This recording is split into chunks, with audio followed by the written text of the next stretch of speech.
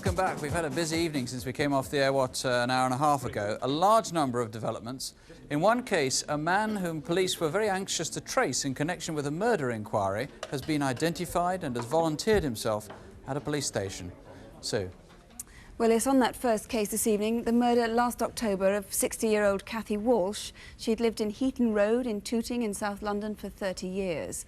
She was very well known in the area, and nobody so far has been able to shed any light on why it was she was murdered. On the night she died, two women are quite sure it was Cathy sitting opposite them on a bus. She seemed flustered and upset. Would you give this to the bus driver? It's my address. All right. She got off the bus, and that was the last time she was seen alive. Detective Superintendent Brendan Gibb-Gray and his colleagues have been taking calls all evening. Now, the big news, of course, is that you now know who the man in the mystery photo is. Yes, indeed we do. We've had a couple of calls from people giving a name and identity, and in fact, in the last half an hour, the man himself has walked into a police station in North London and identified himself. So we're very relieved that we've got that information tonight. Right, you can tie up that inquiry. The young man that she was heard arranging to meet on the night that she actually died, is there anything on that? We've got one or two useful leads on that, but we still need more help. More help from the public, please. It's puzzled people why you haven't been able to find out exactly who the bus driver was at the number 44 bus on that night. It should be quite straightforward. Yes, indeed. We have seen all the drivers of the buses on that particular evening on the number 44. None of the drivers say that they actually took a piece of paper with anyone's name and address on it. So we want confirmation or otherwise that Mrs. Walsh was on that bus, and indeed her name and address was given to one of the drivers. Right, and if you were that bus driver, do ring. It'll be in complete confidence and nobody will find out and you won't get into trouble from the London Transport. Absolutely. Right? At the Datsun, anybody recognise that? We've had one or two useful leads on that, and which we are now following up. So right. I'm very hopeful on that as well. And a final appeal tonight? Yes, we've had a call from a young man who says that he followed Cathy when she got off the bus. I appeal to that young man to phone again. He's already phoned twice, and I would say to him, phone me in confidence. Mr. Gibb-Gray, thank you. Now to that dramatic and bungled robbery in Oxford city centre. At 9 o'clock on a Monday morning 3 weeks before Christmas, two men armed with a shotgun held up a Securicor van, a bus and a police car. Now, the man in charge of the case is Inspector David Belcher. I gather you've been overwhelmed with calls, frankly. Indeed, both here and in the incident room at Oxford. Now, at Oxford, a lot of people haven't been able to get through, and I know you put a lot of men on tonight, men and women, but that's right. You still haven't been able to answer all the calls. No, and we urge everybody that cannot get through tonight to telephone tomorrow on the Oxford telephone number. The telephones will be manned throughout the day tomorrow. Right. Now, a lot of people reckoned that they knew about this jack, even though it's a very rare and unusual device that was used to try and prise open the Securicor safe. What do people want to know about that? They would like to know a little bit more detail about it, and we've already shown it on the earlier programme. All we can say it's a 10-ton hydraulic porter-power Blackhawk jack. It has a wedgie end, it's a specialised end to it, and on this particular jack it was leaking.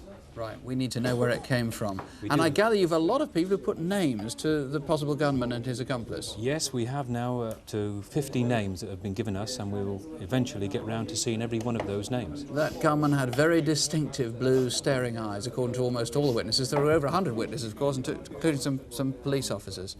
That's right, indeed there were. And of course on the bag as well. We've had plenty of calls on the bags. Those big canvas bags. The big canvas bags, and we urge again people to come forward with those further names of places where these outlets are likely to be. OK, Mr. Belcher, thank you. Sue. Well, now to all the calls we've had on incident desk and photocall. First, David Hatcher, and that tragic case of the elderly sisters who were murdered just before Christmas.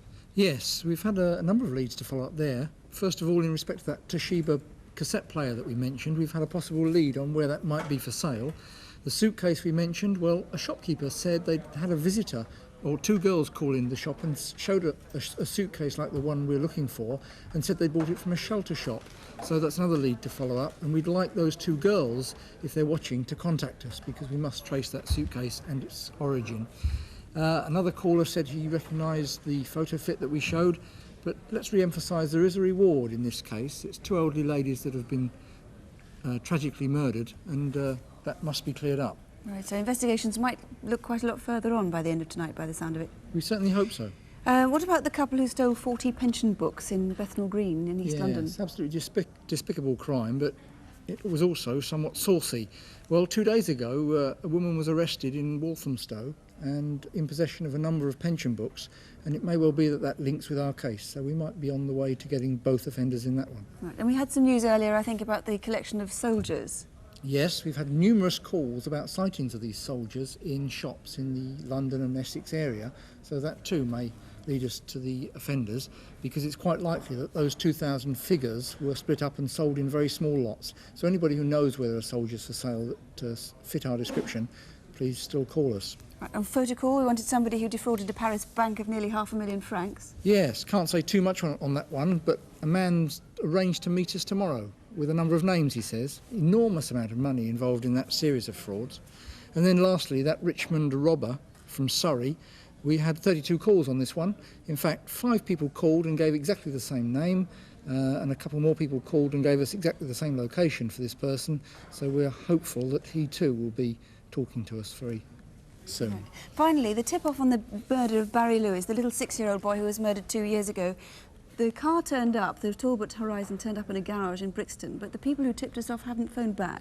Yes, that was a woman who called and actually gave us the lead to where the car would be, some 10 weeks ago now.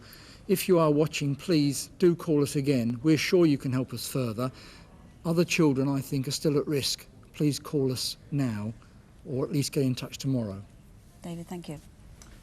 Fiona Gallant was an 18-year-old who was murdered a week before Christmas near Colchester. What news have we had on that? An enormous response. There's been suggestions as to the make of the vehicle, because a lorry was involved. This was a blue flatbed truck. That's right. There were many sightings of that vehicle, and there have also been a suggestion as to the companies that are using the name Tosh. Tosh was seen on the front of that lorry. But we particularly want to appeal to a caller who rang, seemed to know a lot about the case, started to talk about it, but then rang off. Please, call back. OK. Now, the murder of Barry St Germain in Notting Hill Gate in West London. He was a very distinctive character, 6'2", must have been known by a lot of people, dyed blonde hair, quite a character. And there are thought to be homosexual overtones in the murder. Yes, that's right. There were a few calls on this, one particularly very interesting. A lady with a strong Irish accent called. She said that she was a member of the Alcoholics Anonymous, a group that Barry frequented very often, and that she knew Barry, and that she saw him on the bank holiday Monday of Christmas 1987, at the Swan Public House. That was at the top of Kensington Church Street and Bayswater Road. That's and very we can close see to it where he flashing lives. there. That's right. We would like that lady to call back. She might have more vital information. What about that gunman operating in East London, going into building societies in Upton Park, Forest Gate? Yes, that's right. A black man described as 5'6" to 5'8", stocky build. What you can't see, apart from the baseball cap, was that he was wearing open-toe sandals. Well, we had about 22 calls on this, and a few of them are interesting and will be followed up as soon as possible. And have you found the shoplifter, that audacious shoplifter who just walked out with hundreds of pounds worth of goods from a Sainsbury's store? No, we haven't. It's a bit of a shame because there's a very good picture of her, and she's quite a distinctive person. Her Very height, tall, isn't she? Yes, 5'10" to 6 foot. She's slim with long, mousy brown hair, wearing a brown coat there. She got into a red Renault, and the registration number of that is TPF 554W. Not only do we not know who she is, but we haven't had any sightings of that car. OK, thank you. Well, if you still have any information, the lines are going to be closing down in just a few minutes now, but we'll give you the local relevant police numbers you can ring in just a few moments. And you can write to us, of course. It's Crimewatch UK, BBC Television, London W12 HQT. We hope to have some more progress to report tomorrow morning, and we'll have details on open air at about 11:25. And as you can see, more calls are still coming in. We'll be back in 4 weeks' time, Sue's pregnancy permitting. That's on Thursday, March the 17th. Until then, well, don't wait for Crimewatch. Do call the police if you think you have any information about any sort of crime. And above all else, don't have nightmares. Do sleep well. Good night. Good night.